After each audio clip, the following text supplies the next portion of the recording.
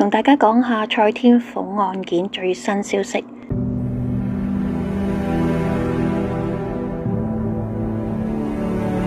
2025年6月4日星期三，根據《星島日報》嘅報道，大字標題：蔡天鳳母就話抗價奶粉都冇買過一罐，每月支付5至40萬照顧孫兒，話有錢咪錫咯。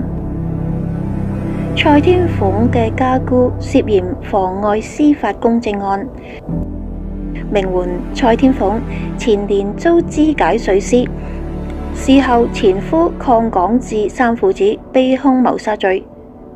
前家姑李瑞香就否認一項妨礙司法公正受審。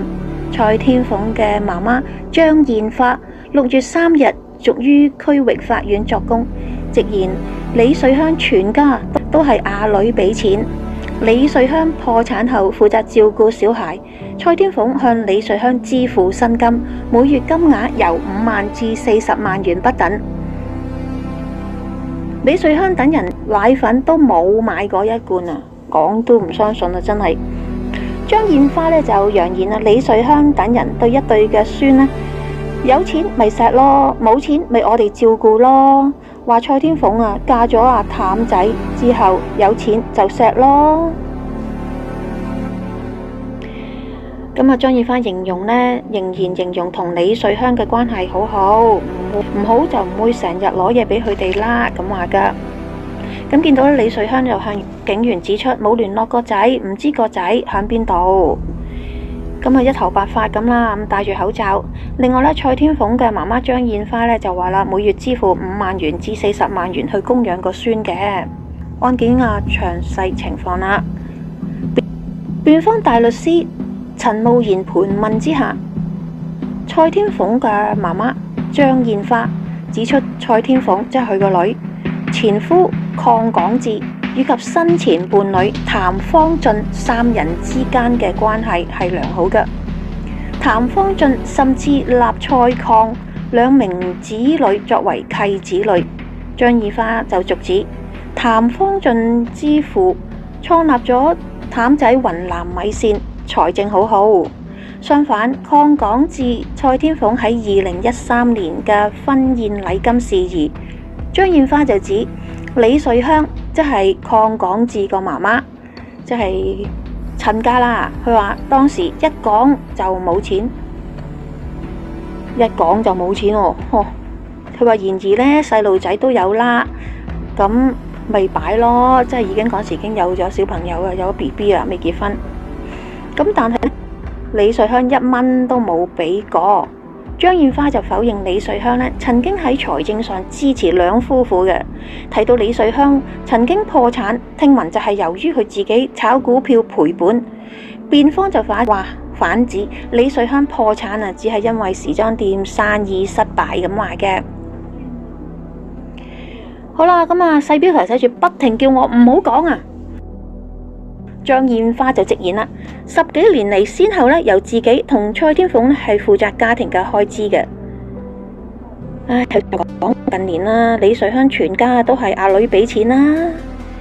咁啊，即係家婆嘛，前家婆啊，都係叫阿女養，俾錢養咁嘅意思啦。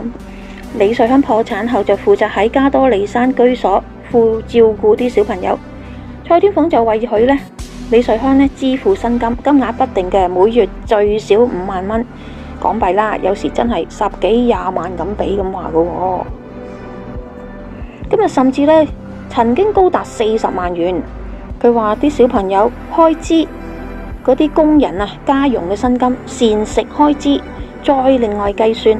李瑞香等人啊奶粉啊都冇買過一罐啊，直至兩人呢離婚為止，飯佢哋都冇請過我食一餐咁話嘅。張燕花就揚言，李瑞香等人對一對嘅孫有錢咪錫咯，冇錢咪我哋照顧咯。就話蔡天鳳嫁咗譚仔之後有錢就錫咯，咁話啦。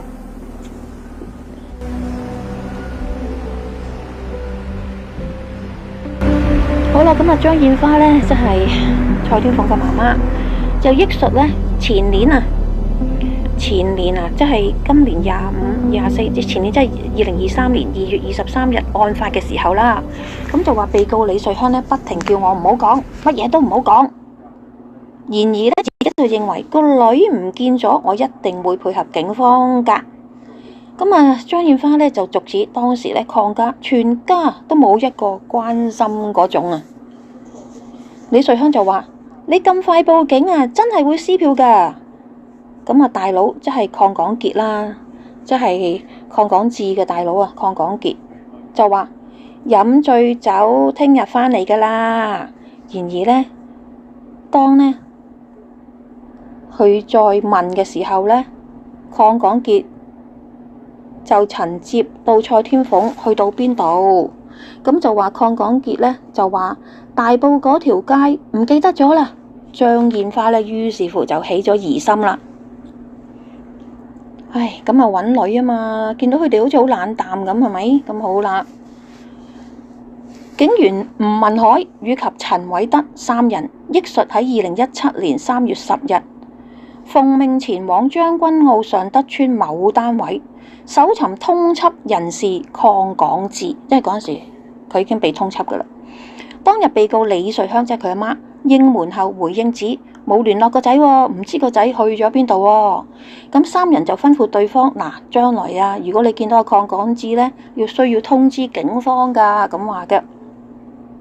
好啦，咁啊警長呢，吳俊浩作供嘅時候就指啊，佢話前年隸屬西九龍失蹤人口調查組時，2月22日午夜接獲蔡天鳳伴侶譚方俊。點解佢咁伴侶呢？因為佢哋冇正式結婚，佢哋係人哋唔係假結婚嘅，即係中式嗰啲咁，所以只係叫佢做 partner 伴侶啊。話譚方俊同張艷花報警指呢蔡天鳳失蹤。咁呢一個嘅警長呢，伍俊浩隨即呢就展開調查。伍俊浩就透過蔡天鳳嘅司機鄺港智取得咗李瑞香嘅聯絡電話，即係透過蔡天鳳嘅，佢唔係叫叔仔嘅，佢叫佢伯父係嘛，即係佢前夫嘅大佬，咁啊攞佢奶奶個電話咁嘅意思啦。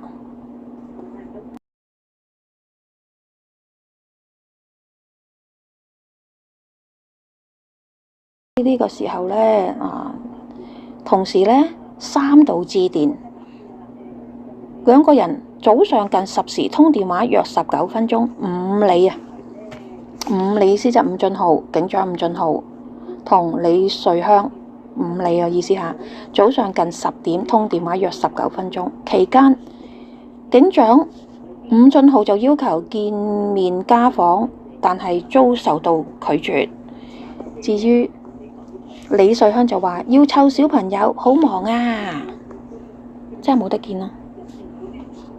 警長伍俊浩就憶述，過咗午後再通電話，大約9分鐘，問及蔡天鳳同前夫鄺港智感情嘅狀況，李瑞香就表明唔想講。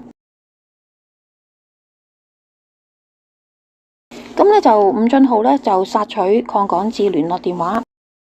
李瑞香就先指鄺港智呢就用好多唔同電話打俾佢，追問下呢又拒絕提供，話唔想話俾你聽。伍俊浩呢就形容李瑞香呢好唔合作配合調查，唔係好合作幫手揾人嘅人咯，咁話嘅。今次呢一個就係唔見咗喺呢個2017年。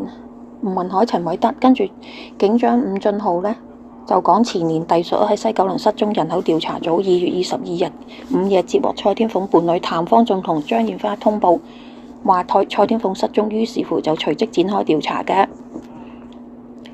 咁呢，伍俊浩就交代當時呢，就得知蔡天鳳與人無仇啦，無仇無冤。同日嘅下午5時，許最後一次致電。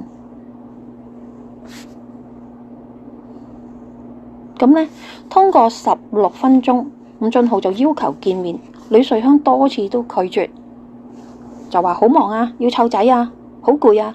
期間呢，鄺港傑就接過話筒，即係佢嘅大仔就接到話筒，就連番要求下，終相約第二日中午喺加多利山住所係會面嘅。咁呢個案件呢，最主要就係講啦，蔡天鳳嘅家姑涉嫌妨礙司法公正案㗎。